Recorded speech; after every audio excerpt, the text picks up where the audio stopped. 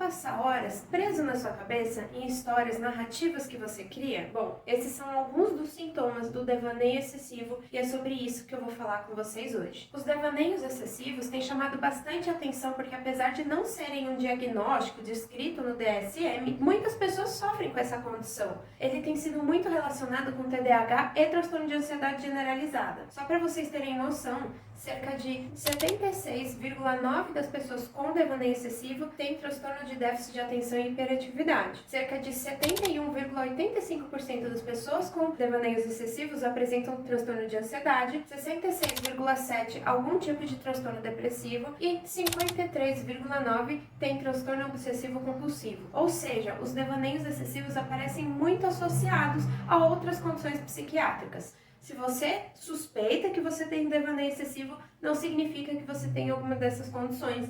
O que tem sido observado é que elas têm sido muito relacionadas. Caso você desconfie de qualquer um desses diagnósticos ou caso você esteja em sofrimento, sempre procure um psicólogo. Além disso, os devaneios excessivos também têm sido relacionados com traumas na infância, negligência na infância ou com situações estressantes durante o desenvolvimento. Então, afinal, o que são os devaneios excessivos? É quando a pessoa cria histórias ou narrativas dentro da sua cabeça intencionalmente. Ou seja, não é aquela pessoa voada que se distrai ou algo do tipo. É quando a pessoa realmente, intencionalmente, cria essas histórias na sua mente para se sentir bem consigo mesmo. É muito importante ressaltar que todo mundo cria certas narrativas, fantasias na sua mente. Mas o devaneio excessivo é quando isso vira um excesso. Ou seja, quando ele já está prejudicando a pessoa. Então o devaneio, ao mesmo tempo que gera esse certo prazer, esse certo bem-estar quando está acontecendo, isso também gera um prejuízo, um sofrimento, porque muitas vezes a pessoa procrastina, evita algumas situações para ficar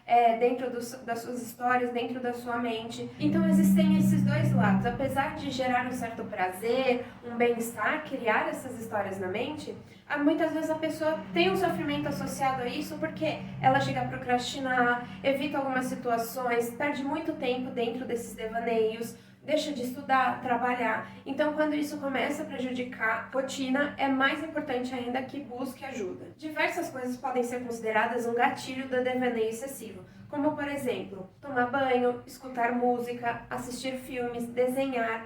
Muitas pessoas têm movimentos repetitivos enquanto tem esses devaneios, como, por exemplo, andar em círculos. Nós falamos que quando essa pessoa está criando essas histórias, está dentro do devaneio, ela está em um estado dissociativo, ou seja, ela descola da realidade. E isso tem função de fugir do estresse, fugir do sofrimento, regular ou lidar melhor com o humor. Então, quando você está sentindo alguma coisa muito forte, você cria essas histórias para regular as suas emoções, de ter um momento de prazer, de emoções positivas, de satisfazer seus desejos ou fantasias e de experimentar sensações de intimidade ou calmaria. Então essas histórias muitas vezes têm relações ou narrativas com o eu idealizado, então de uma característica que você gostaria de ter, de uma vida que você gostaria de ter. Outro tema comum é a sensação de poder, de ter poder ou controle sobre a sua vida ou sobre alguma coisa em específico. Ou fantasias em relação a vivenciar perigo, estar em cativeiro, estar em uma fuga, situações perigosas ou emocionantes. E outras fantasias comuns são fantasias de flertes ou românticas ou de teor sexual. Muitas pessoas também têm fantasias sobre filmes e séries, então assistir um filme ou uma série que gosta muito, a pessoa cria outras narrativas ou finais alternativos ou se coloca dentro desse filme ou série. Eu decidi fazer esse vídeo porque eu já vi muitas pessoas pedindo ajuda ou relatando sua experiência com devaneios excessivos, então eu vou dar algumas dicas sobre como lidar com isso de uma melhor forma. Nós não temos um tratamento comprovado para o devaneio excessivo, apesar de que terapia comportamental pode te ajudar com isso, uma vez que a gente sabe uma função de um comportamento, nós podemos alterar eles. Então, com base na terapia comportamental, eu vou dar algumas dicas de como você pode lidar com os devaneios excessivos e criar uma melhor qualidade de vida ou diminuir um pouquinho esse prejuízo ou procrastinação. A primeira coisa é que, se você quiser parar com os devaneios excessivos, você realmente tem que se comprometer, porque vai ser um processo difícil, uma vez que os devaneios te causam prazer, um bem-estar. Na hora que você tirar isso da sua rotina, do seu dia a dia, você vai ter que encarar a realidade. E provavelmente, se você tem devaneios excessivos, é porque existe alguma coisa na sua realidade que está te atrapalhando. Então, a partir do momento em que você se comprometer a diminuir esse tipo de comportamento, você vai encarar coisas que são desagradáveis e por isso você tem que estar comprometido com vivenciar esse desconforto. Uma coisa prática que você pode fazer é tirar os gatilhos da sua frente. Ou seja, se tem alguma atividade específica, como, por exemplo, ouvir música que desencadeia os devaneios, você pode ou trocar a música que dá um certo gatilho, ou fazer uma atividade junto com ouvir música. Então, obrigatoriamente, quando você estiver ouvindo música, você está fazendo outra coisa que impede com que você tenha esses devaneios excessivos. Além de organizar a sua rotina para evitar gatilhos, organize sua rotina de forma que você inclua algumas atividades prazerosas. Ou seja, você vai estar tirando uma atividade que já é prazerosa para você, os devaneios, e colocando outra coisa no lugar para você não ficar sem um suporte emocional para enfrentar esse processo. E além disso, melhora o seu sono. Quando a gente dorme pouco, isso aumenta a probabilidade dos devaneios acontecerem. Outra coisa importante é você monitorar a quantidade de tempo que você gasta nos devaneios excessivos. Assim você vai saber a extensão do problema e também os momentos em que isso mais acontece, para você saber o que está acontecendo e conseguir monitorar também a sua melhora.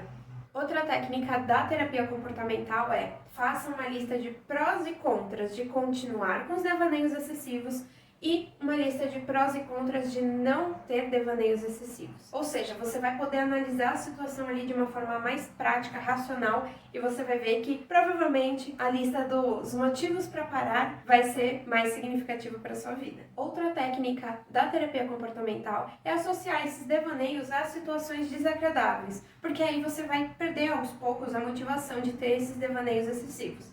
Então, como você pode fazer? Ou você tem esses devaneios numa situação ou numa posição desconfortável, ou em um lugar com cheiro ruim, então toda vez que você tiver esse devaneio você tem que ir, sei lá, perto do lixo ou em alguma situação desconfortável.